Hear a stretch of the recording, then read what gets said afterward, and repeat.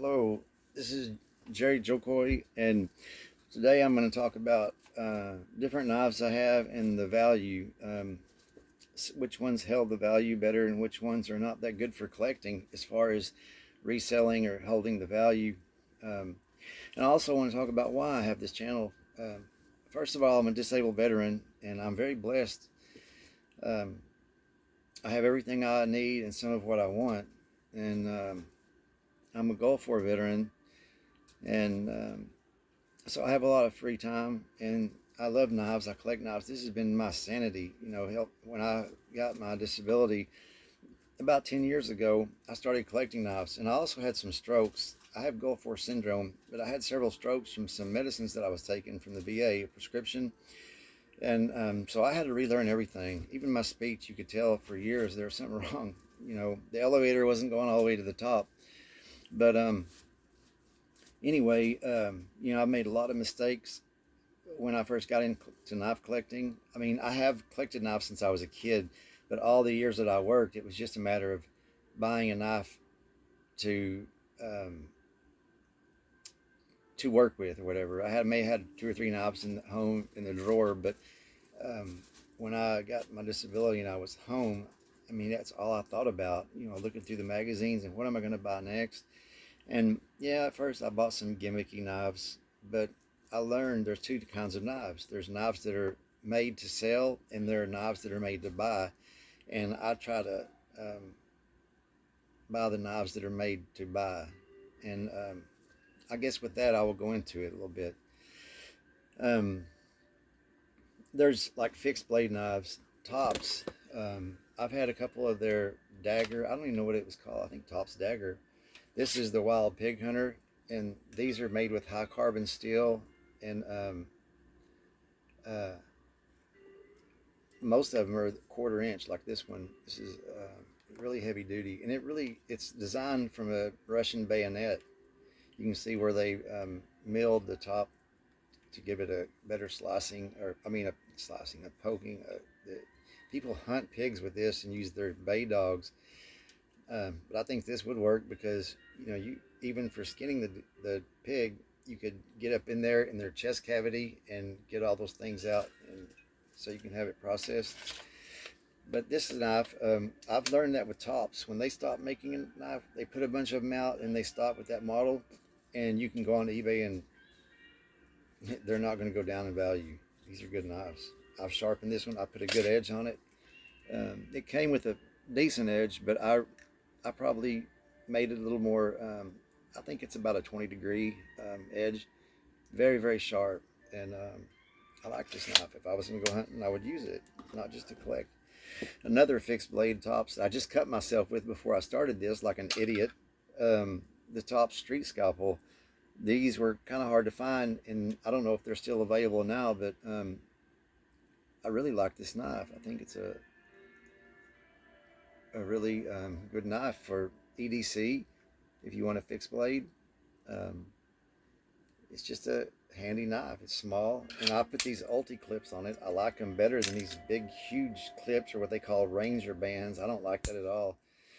But these ulti clips, I really do like, and they also make them like for your concealed carry holsters. And anyway, you know, um, as far as the folders, um, I bought a couple of these when they come out. This is the Stryker. I forget the number. I don't know if it says it on there. I think it's like 917 or 915. They had several different models. They had like this one, and they also had a combo that was serrated, and they had a Tonto. I had 2 of these, and a few years ago I got into buying. I had to sell pretty much my collection, and had to start over. But these were about 125 when they were making them, and I had one to carry, and I had one put aside in the box. And if there's a knife I really like, I usually do that if I can afford it. But these they're just really cool how they're made. They have an Outburst, not Outburst. They have these torsion bars, is what they call it. It's titanium, and then it has the what is it? drawing a blank. You have to forgive me sometimes.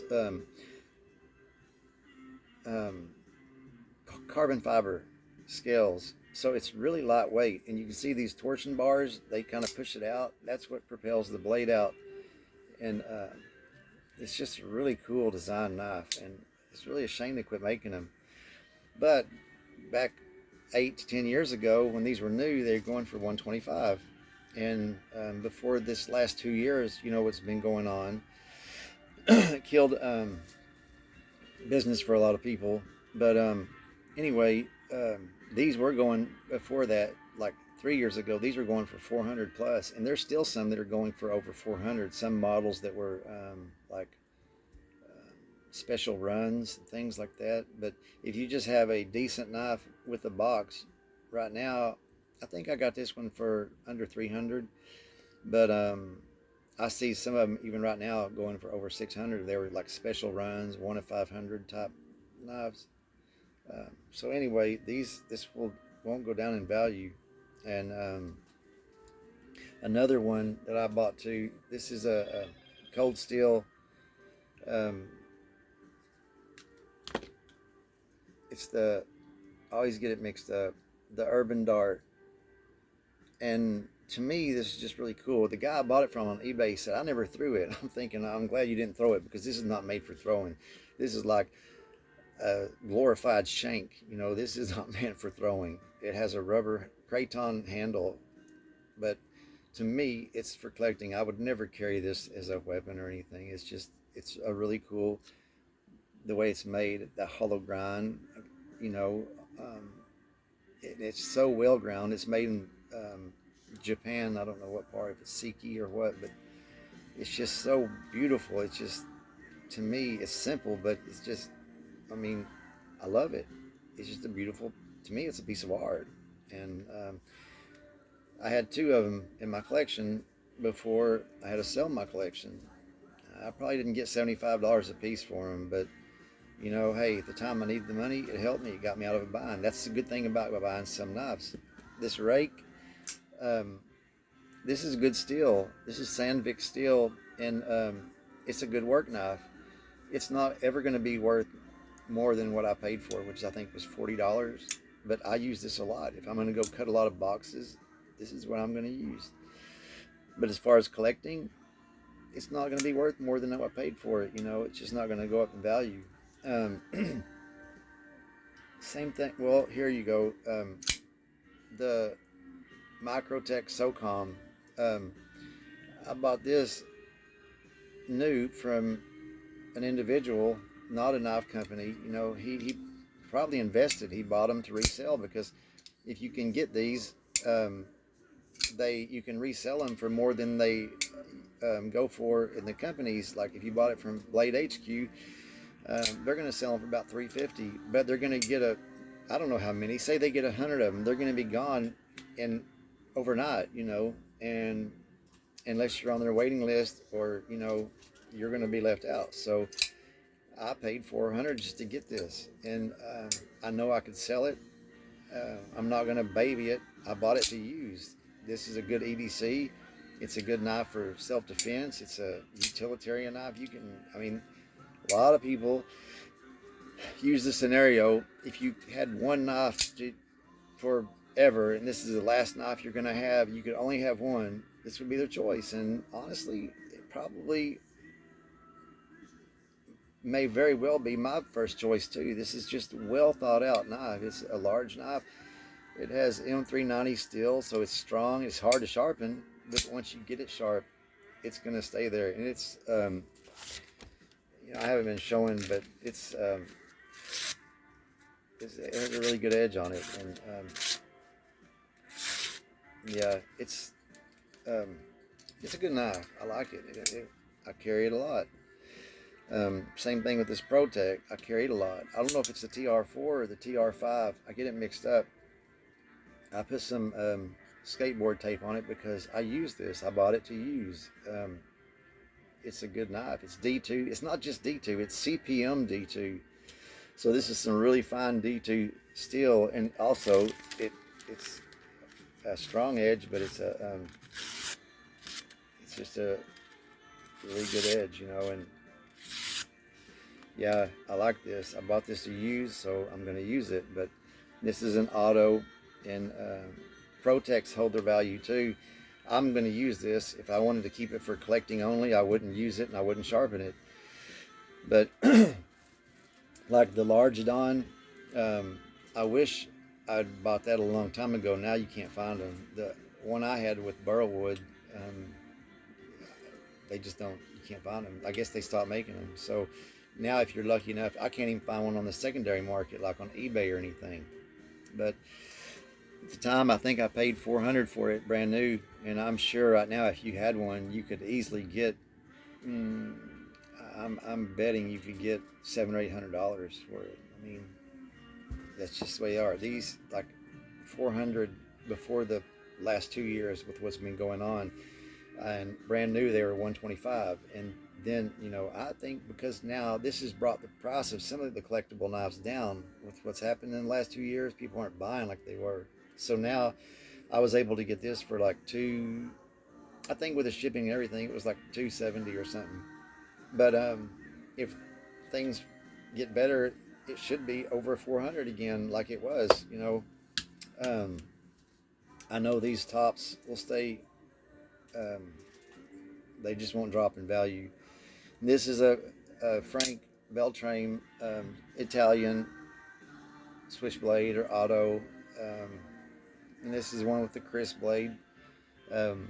Same thing. I can probably get what I paid for. I think I paid about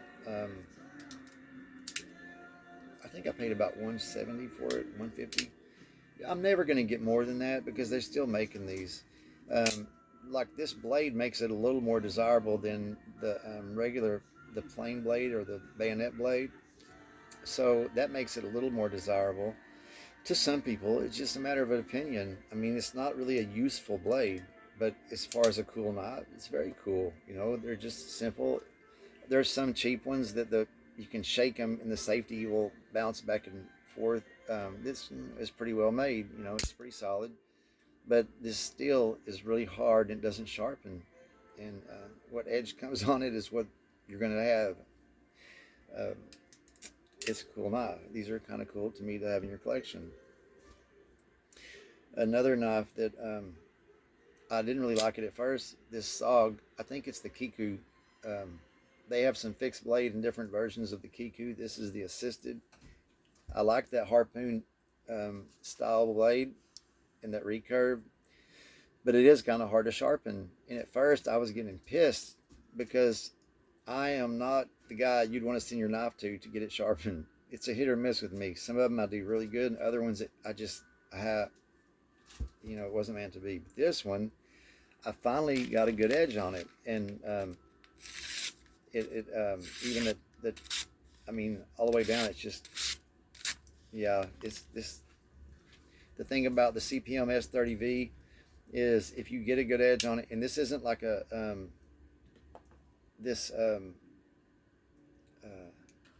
high carbon steel where you can get an edge and you can roll the edge on it and make it sharp. That's not going to be a durable edge, but you can get a hair popping sharp. You know, with this one, you're not going to roll the edge. It's just too hard. You know, you're going to get a nice V instead of that rolled edge. It's not going to, you're not going to do that with this, in my opinion, or I can't. But I finally got an edge on it that made me really happy. Another one is this, I don't know the name, the Ronin. Yes, the Spyderco Ronin. This is another screaming sharp knife that just, you know, it's really, really sharp. And I have the ulti clip on this one. I like to carry it inside the waist and where you can draw forward, like the P'Kal is the same. It's meant to go in the front of the pocket, and when you pull it out of your pants, that wave feature pulls it out where you can draw forward, and it's meant to hold in this style right here in the P'Kal Filipino knife style of fighting. This is also in CPM S30V, and it's really sharp. This is one that takes a really really nice edge. But it's a special purpose knife. This is not a good knife. I don't think it would be good for working with boxes. It's just not really meant to be held in that fashion. It's meant to be held either like this or like this. And, you know, in those two ways, it feels good in the hand. And this is what it's meant for. So these go for about 175. In the beginning, they were about 125. I think in the first, they were like 125. And they were just selling out quick. People loved them, and so I think the price went up early to about 150 when they first started making these. But this is another knife I really like, and I really believe in it. It almost always rides in the front right pocket for me because I can carry this in the front, and then I'll carry a different knife. If I'm going to do a lot of box cutting, I'll probably carry something like this. But if I was going to be in a bad neighborhood, I might carry this. You know, it just depends. This is a slip joint. There's some case slip joints. This is an old timer, and some of these really hold their value. And same thing with lockbacks. This is a Boker. I don't know the model, but it's made in Solingen, Germany, and these are really quality knives. This is a Boker tree brand, and this will fit in the watch pocket, and you know, it's a nice gentleman's folder if you're wearing a suit or something. This is a nice knife. But anyway, I thank you for watching, and if you have any questions about any of the knives down here, send me a message and I'll answer you. And thank you for watching, and I hope you got something out of this. I'll be making more reviews and probably on a lot of these knives to come. I just kind of wanted to have a little talk and tell why I'm starting this channel. So anyway, thank you for watching. I appreciate your thumbs up. Have a nice day. Bye.